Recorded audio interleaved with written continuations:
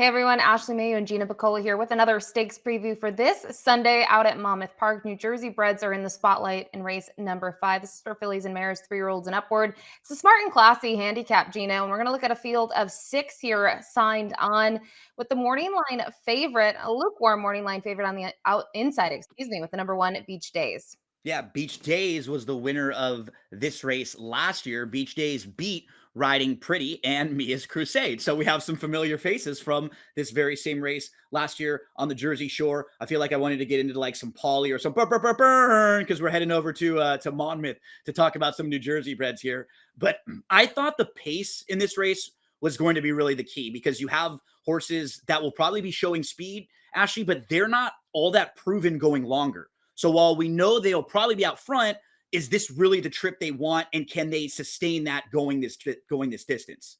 Yeah, and I think it's an interesting field from the perspective of Beach Days coming in from Parks. You have both the 2 Autumn's Turn and the 6 Riding Pretty exiting turf races on different circuits, and the other 3, they all squared off in the first New Jersey bred race there up at Monmouth Park when their meet just got kicked off in middle of May, I should say, in the Spruce Fur handicap. So just an interesting 6-horse field here as we take a look at the Timeform US pace projections.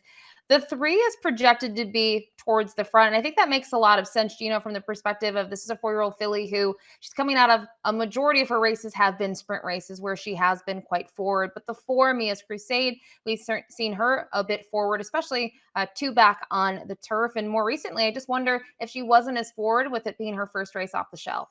Yeah, Belle Penicero has won at a mile, but I don't really know if this is her best trip. I think she got that on a situation when she was alone speed that day. Mia's Crusade has been this distance 3 times, 2 of them on the dirt, 1 on the turf. She hasn't won, but she's run pretty well there. So those 2, I figure, they just look like they're naturally much quicker than the rest of the field.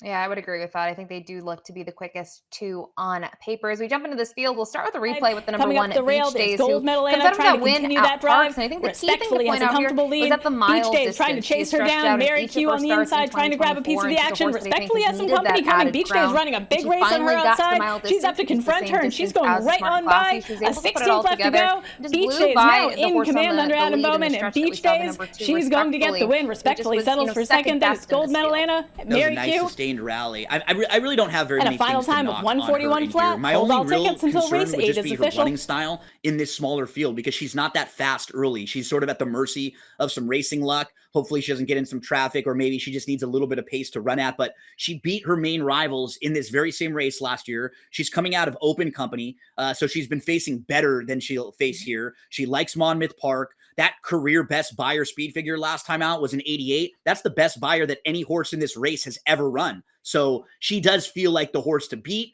When you draw the rail in a race like this, and you may have to go inside and around horses too. So you can have a few little knocks on her, but nothing really overwhelming. Like, I thought the top 3 choices in here all were pretty logical.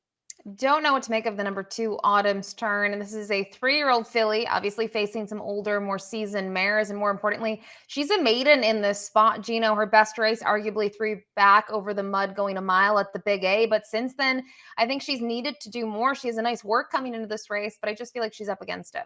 Yeah, and you can understand why they take a chance with the New Jersey bred race like this, because she's faced open company, and now you can move in with your state breds. The problem is she has never even hit the exacta in a race where she's facing a bunch of other multiple winners too. So this isn't like a race where she's facing other maidens or other horses with just one win. These are some pretty solid horses who have been around for a few years and who have won like New Jersey bred stakes races just like this. So to me, she just feels a little bit overmatched in this spot. Also, her best race came on a muddy sealed track. Maybe if there's some rain, you'd give her a little bit of an upgrade there if you're looking for a positive. We'll see what the number 3 Belle Pensiero can do. This one out of the Anthony Margata Jr. barn. We talked about the Spruce Fur in that most recent outing. She ends up being the runner-up in that event, and kind of just looking at that replay for the effort at Monmouth Park back on the 18th of May, I thought she was gritty all the way around. We hadn't seen her since September, and she's going to try to get the job done here. But once her rival, Mia's Crusade, draws alongside her, she still digs deep, just can't get the job done. Yeah, she was in between horses early on, and then she's kind of inside down at the top of the lane, and she's still battling here. Her best races have come at Monmouth Park. This was her first start as a 4-year-old, so she's making her second start back off of an 8-month break, her second start back as a 4-year-old. If you eliminate the turf and synthetic races against open company, and you're just looking at her races against state breds, they're really good. All 7 of them are in the money. Her last 5, she has 2 wins, 3 seconds. They were all beaten by less than a length when she's been defeated. I just tactically, she could have like a nice advantage on this group from a speed standpoint. She just will need to improve a little bit, Ashley, like on speed figures and on class, because there are a couple tough horses in here that have been facing open company, both the 1 and the 6, inside and outside. They're coming from Parks and Gulfstream, where they've just been dealing with a lot tougher horses. And Belle Penicero, while she can step forward, I need to see her take maybe one more step forward before I can put her up towards the top with this group.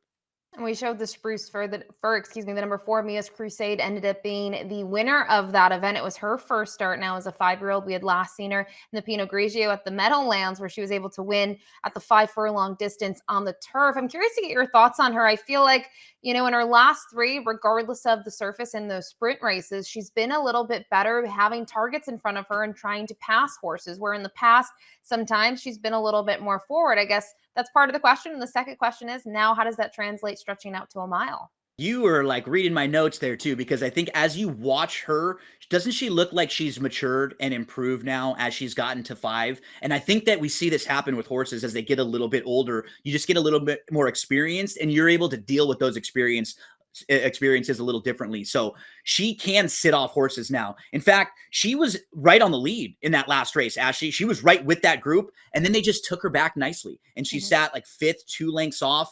I don't know if she would have done that a year ago or earlier on in her career. She probably would have wanted to stay in that group and battle with them, but she stepped back, she waited, she angled around 3 wide. She had to work a little bit to get by, but remember, that was also her first start in 7 months. So now she takes that second start off the 7-month break. She's a 5-year-old mare, and sometimes these mares from 4 to 5, they can really show some improvement when they're able to stay out on the track.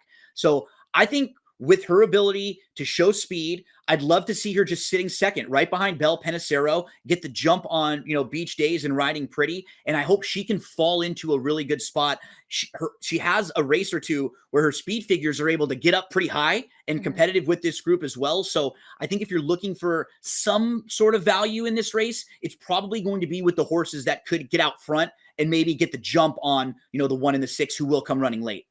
And a horse that's certainly also going to be running late is the number 5, I Can Run. She comes out of the spruce fur, and she just never really made much of an impact from the back of the pack, Gino. And I think the thing with her is, yes, she wants to go longer, but if you want to knock her, and I don't necessarily want to knock her, but my knock would be, look at her record in 2024 and 2023. It's a long way back to that last win. And it just seems to me that she tries to pass horses. She just has so much work to do late. She just can't get the job done. Yeah, she's 0 for 12 since she won a New Jersey bred stakes race back in 2020.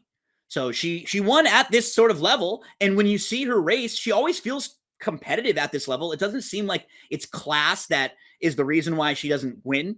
You pointed it out. It's her running style. And unfortunately, so often she catches groups where there are 3 or 4 or 5 horses that just have a lot more natural early speed than her, and she's just up against it. And I think that's probably the case in this group too. I could absolutely see her hitting the board and getting a minor award, but she was 4th in this race last year, and the 3 horses who were in front of her all come back again. A couple of them have a little more tactical speed than her, and then the other 1 or 2 might just be a little bit better than her overall. So I have her as more of an underneath horse here. And the second choice on the morning line at 2-1 is the outside runner, the 6, Riding Pretty, who comes out of turf and Tapeta races down at Gulfstream Park. I think, Gino, you can look at her dirt races, and obviously she participated in the Grade 3 Monmouth Oak. She was in the Grade 2 Beldame. I don't know what to make out of her. Obviously, some of the figures in those races are quite good, but another one, her 1 win came at the 1.70 yards distance back in September of 2023 at Monmouth. And while she was very impressive, she was heavily bet, and it looks like she won the way that she was expected to. Yeah, since that race, because that was against New Jersey breds, she's only been facing open company and pretty tough horses too. Honestly, we start going through some of them. You are familiar with a lot of these horses from Gulfstream Park. Ashley Sweet Danny Girl, multiple graded stakes placed. Papilio, who's multiple graded stakes placed. You've got a Grade 2 winner in there. You've got Alpha Bella, who comes back to win the Grade 3. La Provoyante, Cairo Consort was in some of those races too. Any of those horses, if you were to put them in this spot, they would be 1-5, odds on, heavy, heavy favorite. And it doesn't always translate that way, but I just feel like Riding Pretty coming out of so much tougher races. Last time she was in with New Jersey breds, she wins by 9. She's second beaten a neck in this race last year, and now she gets back to dirt, and maybe that can wake her up a little bit. So yeah, I think she fits really well with this group. All right, that's the field of 6 for the Smart and Classy Handicap. This is on Sunday at Monmouth Park, race number 5. There are 12 races this Sunday, Gino. They certainly have a lot of racing action out there on the Jersey Shore. In terms of your top pick here, want to know? You went to Mia's Crusade. Yep, we're gonna go with the 4. She does have to prove it that she can get this trip because she's been a mile 3 times. She's finished second, third, and then I think fourth when she went on the turf. She's actually was second in this race in 2022, third in 2023. So she's a horse who knows this race. She's familiar with it. This has been one of the only times that they've stretched her out actually for this stakes race. And against this particular field, the way the Timeform US projector had it is exactly the way I'm seeing it in my head. I'd love for Belle Pellicero to go to the lead. I'd love for Mia's Crusade to sit behind her, to sit second. And then that would give her the opportunity to have really every chance to move, to take a shot at the leader, and then to try to get the jump on the deeper closers. If she wins the race, I think it's like that. And I feel like she could offer you a little bit of value if she is in that 5-2, 3-1-ish range. I think we saw that on the morning line. I wouldn't be shocked to see Beach Days and or Riding Pretty take a little bit more money with some better speed figures, and maybe Riding Pretty coming in from Gulfstream Park. So we can maybe get a little bit of value with Mia's Crusade, but you're going to be on the inside with last year's winner, who this is the horse they're going to all have to hold off, right? Yeah, and I think that's a similar thought process. I do think the 3 will go, and I think coming out of sprint races, the fractions might be a little bit faster than the one Beach Days has seen at Parks. Obviously, it's a different track, so we'll have to see if her form can carry to New Jersey. But I think the case of if the 3 and the 4 set moderate fractions, Beach Days has the inside draw, can save ground, and make that late run. And for me, the big selling point, having a mile win. I mean, looking at the New Jersey bred horses that participated in the Spruce Fur, it's at 6 furlongs. This is a different ball game. So I just think when you look at Beach Days, she's gotten better with each of her starts this year, and hopefully takes another step forward in the Smart and Classy. But it's 1-6-4-5 for me, 4-6-1-3 for Gino. It's race 5 of 12 this Sunday out at Monmouth Park. Good luck.